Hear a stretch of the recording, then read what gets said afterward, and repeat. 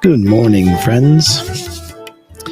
It is lovely to be here with you this morning for the Journey Home Meditation Morning Sit.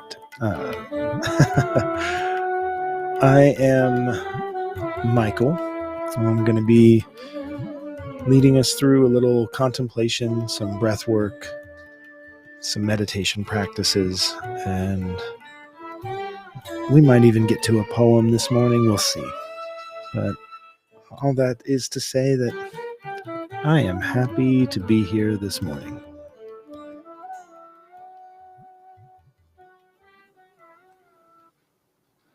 Let's start with just a few conscious breaths. Just being aware of your body in this moment. See how you're sitting, how you're holding yourself, and pay attention to how you're breathing. And then for just 3 breaths, let's breathe in through our nose to the bottom of our belly.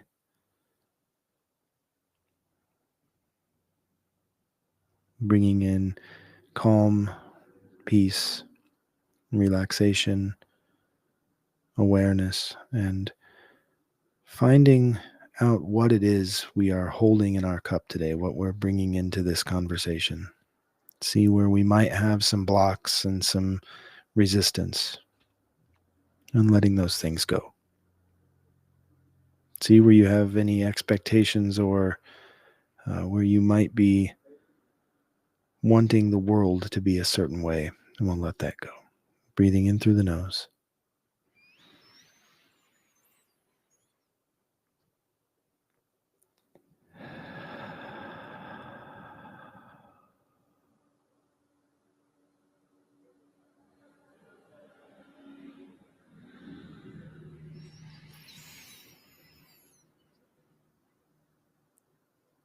And breathing out.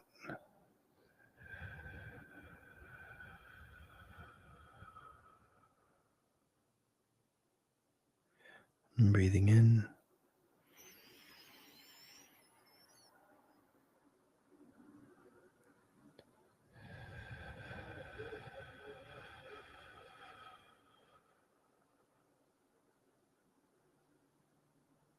And breathing out.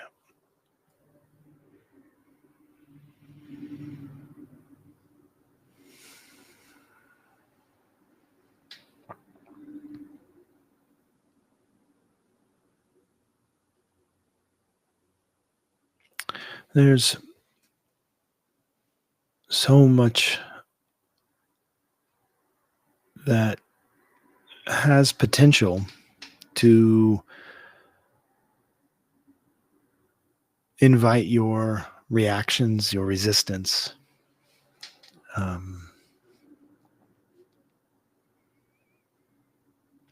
When we are feeling particularly exposed or vulnerable,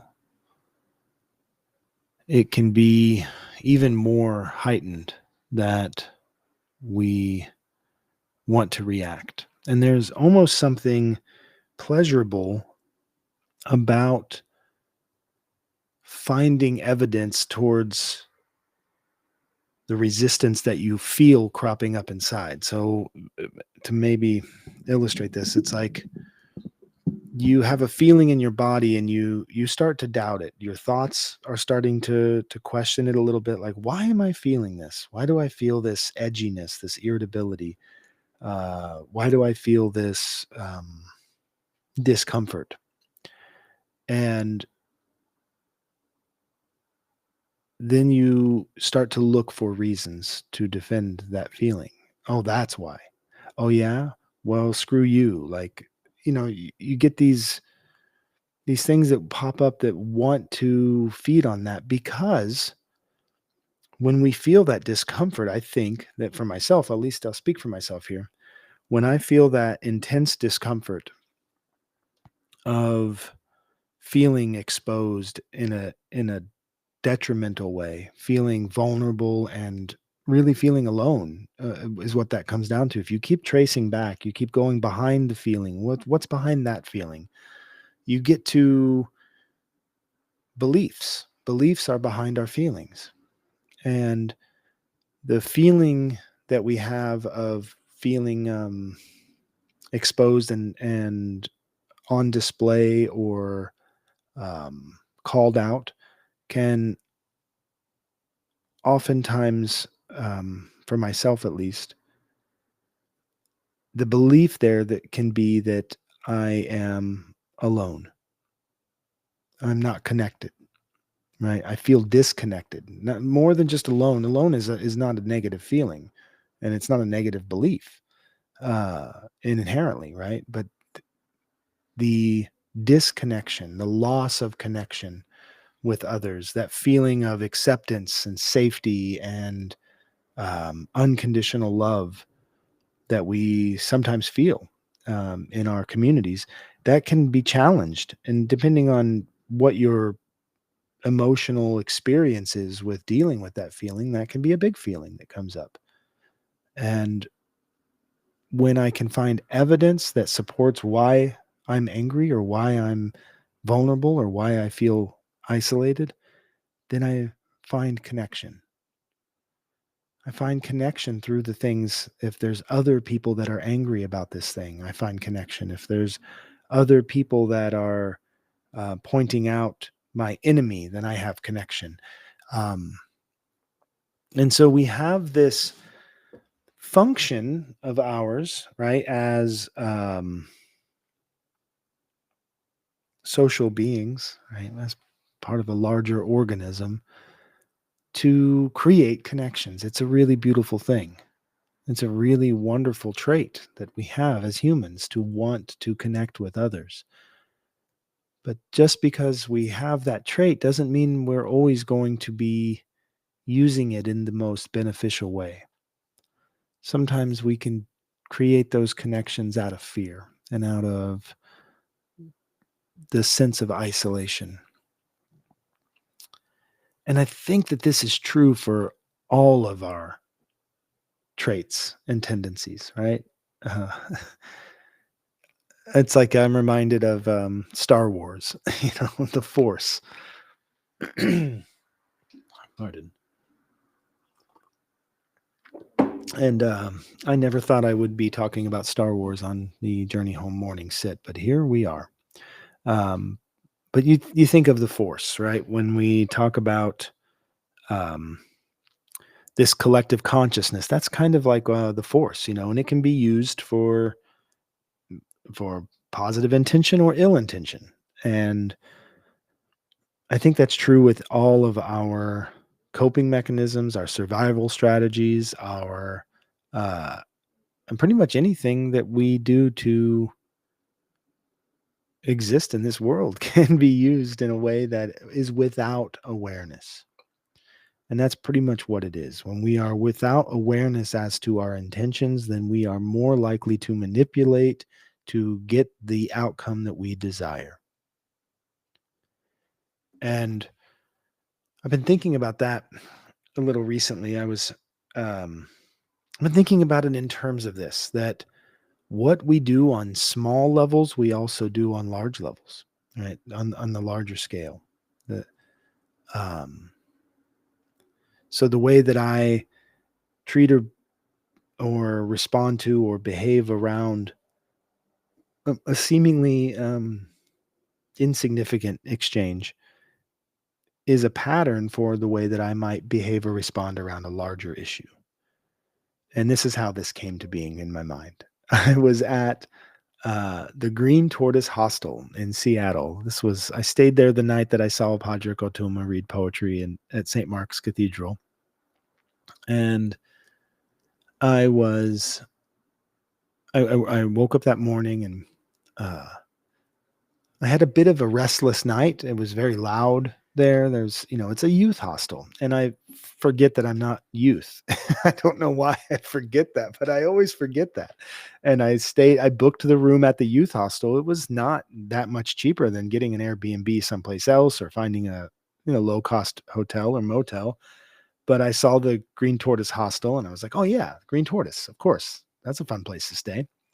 I stayed there 15 years ago. Uh, sure, this will be fun. And I forgot that 22-year-old uh, international travelers tend to stay up till 3 or 4 in the morning listening to electronic dance music and screaming out their sexual tensions in the streets with one another right outside of my window. And I booked in the hostel bed that was a shared dormitory.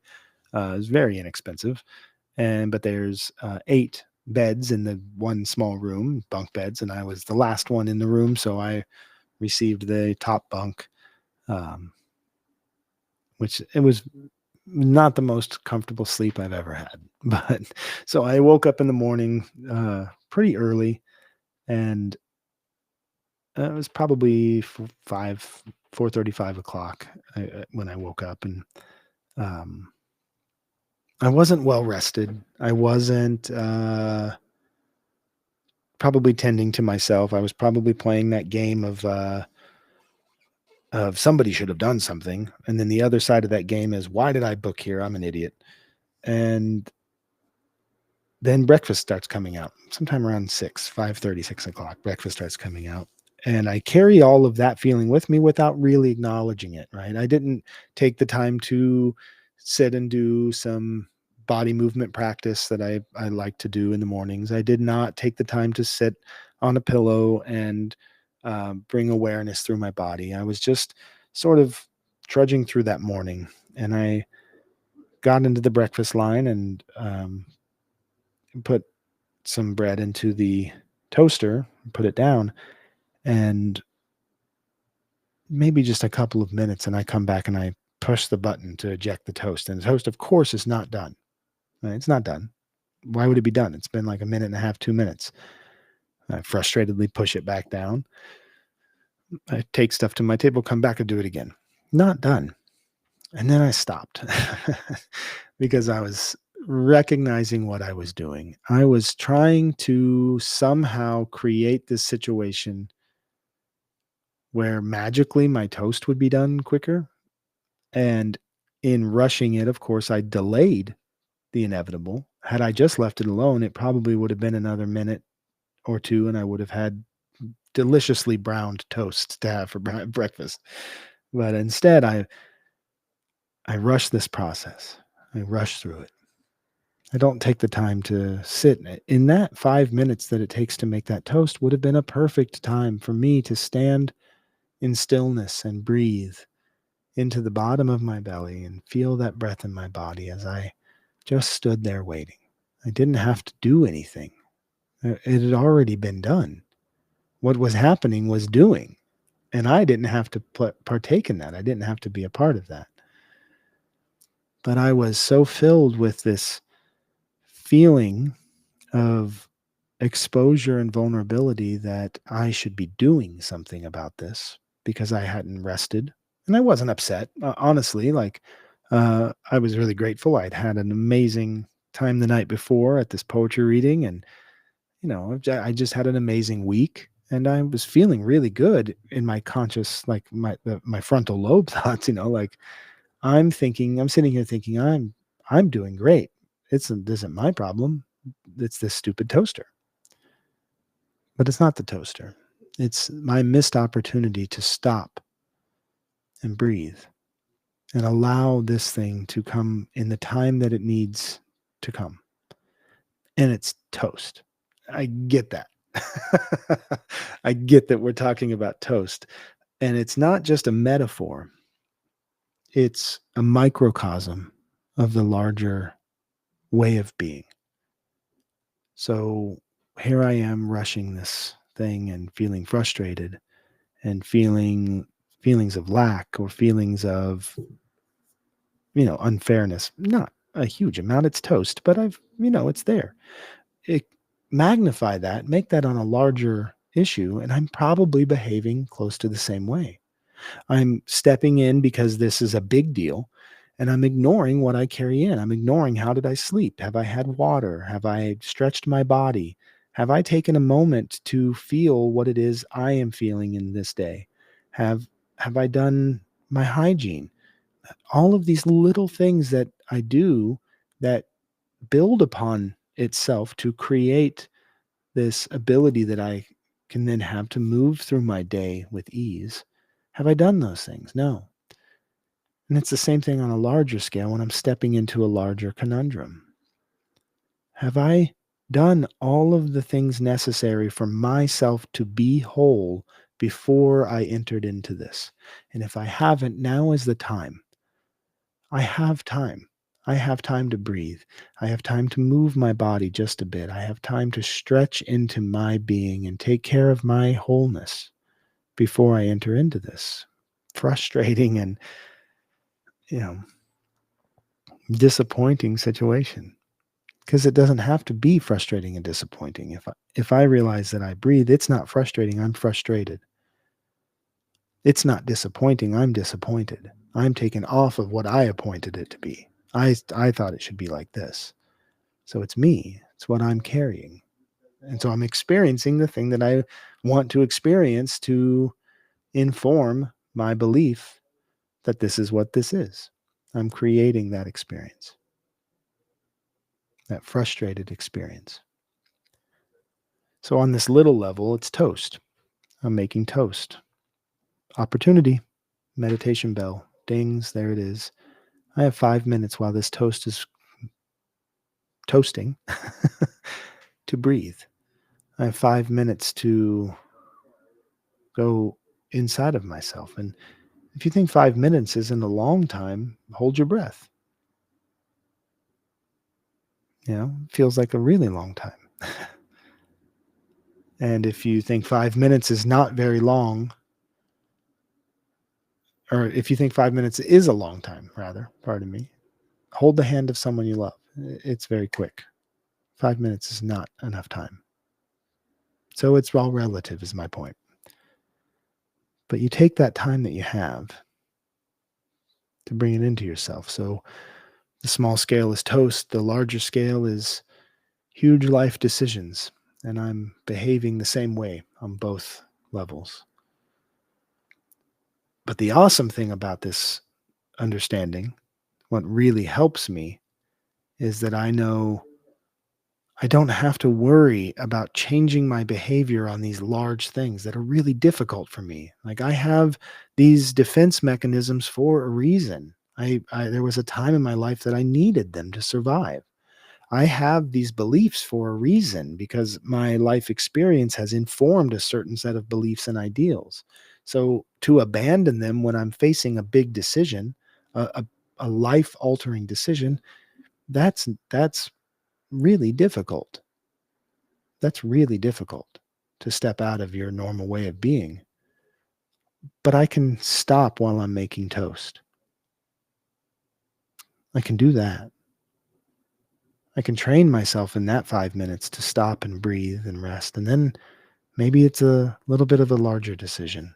Maybe it's a little bit of a larger predicament. I can use that practice of breathing that I took into toast and I can take that a little bit farther in the next one. It's like an emotional fitness, right? I can lift smaller things first. I can make smaller shifts first.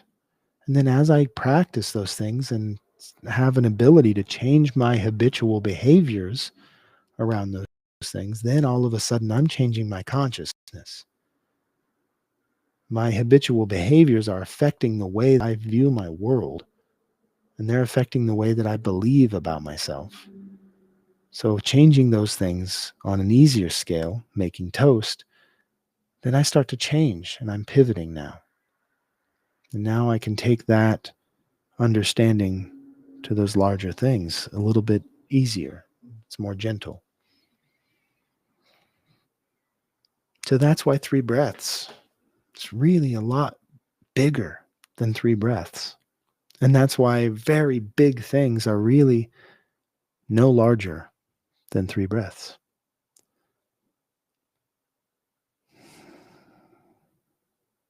I say all of this because I know it to be true for me right now. And I know that truth is temporary. I know that it will change its shape and it will change its teacher. But in this moment, I have faith in that. I had a poem that I was going to read, but sitting on my desk is this card that I'm plan on sending out at some point. And I don't know where, but I have an idea. And it's a printed card. It's from Expedition Press. Expedition Press is a wonderful small print shop. She makes letterpress, beautiful letterpress, broadsides, greeting cards, takes commissions. And I ordered these sets of letterpress cards from her, and they're poems. And she takes these snips of poetry and prints them. And letterpress is so amazing because it actually impresses upon the page. It's not like a modern printer that just sort of lays the ink on the page. This uses force to press the letter into the paper. Right? So there's texture, there's depth. You can hold this page and you can feel the love and the work and the craft that goes into it. It's really a phenomenal thing. But it has this quote from a poem by Soretta Morgan. I want to wake every morning into love, where love is the question of how I'm going to help you get free, where that means whatever it needs to mean.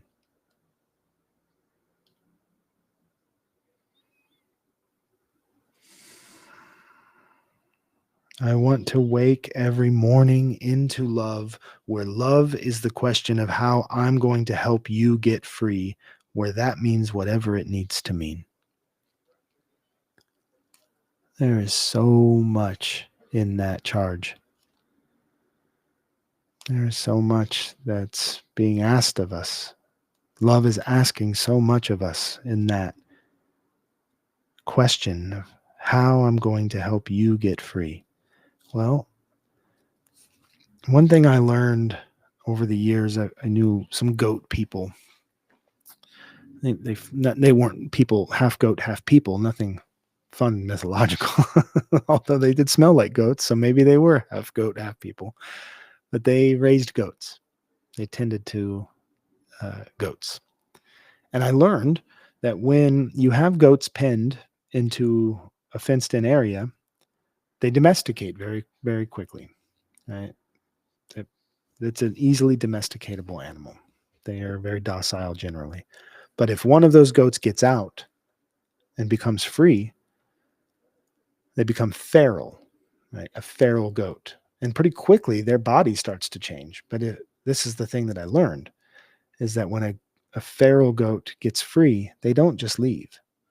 They come back and they start collecting goats and breaking them out of the pens or helping them to escape so that they too can become feral and become free. See, so to get free, you have to have someone who is free. So for me to help anyone get free, I'd have to also have already left the confines of my imprisonment. And in this case, if I'm imprisoned by my own impatience,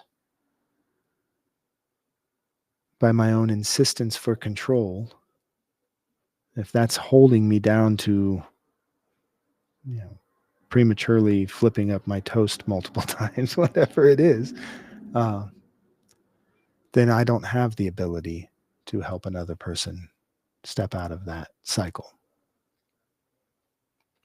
And it's not to say that we all have to be perfect and no, that's not what's being spoken here at all. It's just about recognizing in my breath where I'm holding on too tightly in my body to the things that I would be better having let go of.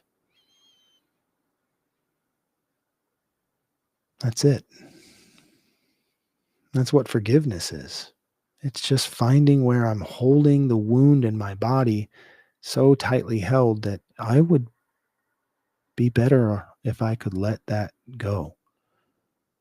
If I could let that stranglehold around my anger, hatred, fear, and resentment go. And it has nothing to do with anybody else. It's me standing there, holding myself in that way.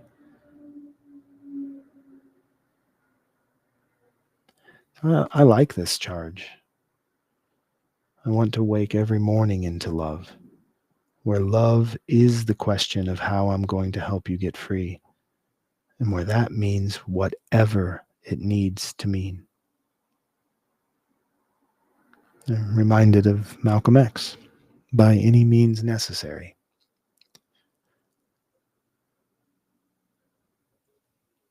Yeah, it's wonderful.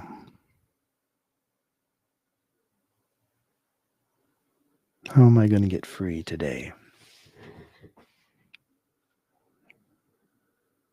Hmm.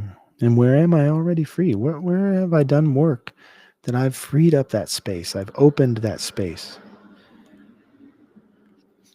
Grow into the spaces that you open inside of yourself. Please, we're waiting. The world's waiting on you to grow into the spaces that you open for yourself.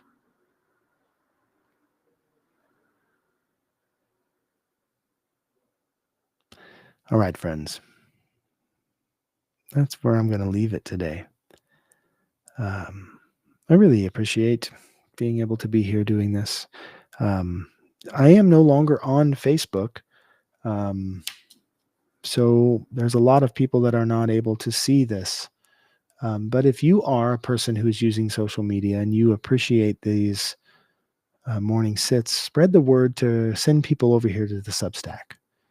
Um, I think it's helpful when there's more of us here. There's a higher likelihood that more people will start to bring what they have to bring to the conversation, and then the conversation gets rich. And I knew I was taking a chance by stepping out of the social media platforms to be more focused on just this platform.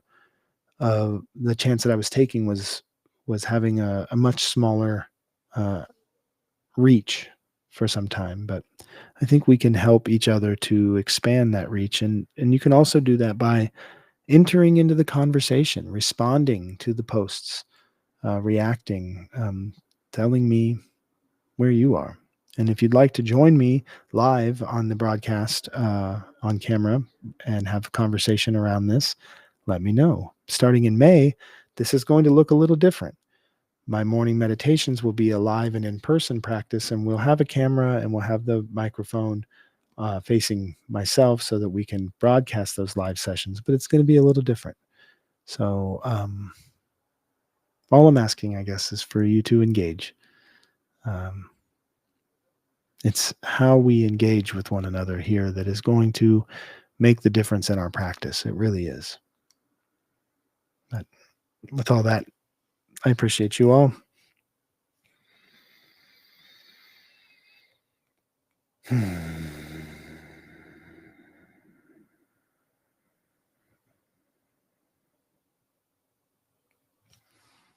Okay.